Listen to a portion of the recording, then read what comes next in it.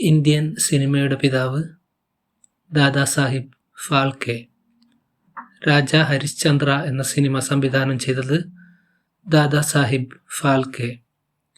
ആലം ആര എന്ന സിനിമ സംവിധാനം ചെയ്തത് അർദേഷിർ ഇറാനി.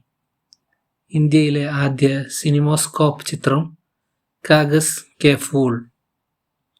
ഇന്ത്യയിലെ ആദ്യ 70mm ചിത്രം എറൗണ്ട് ദ വേൾഡ്.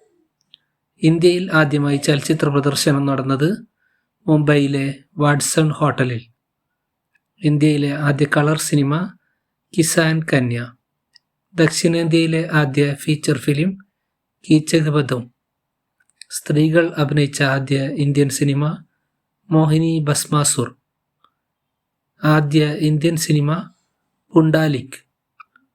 പൂർണ്ണമായും ഇന്ത്യയിൽ നിർമ്മിച്ച ആദ്യ ചിത്രം രാജാ ഹരിശ്ചന്ദ്ര. ഇന്ത്യയിലെ ആദ്യത്തെ ശബ്ദ ചലച്ചിത്രം ആലം ആര.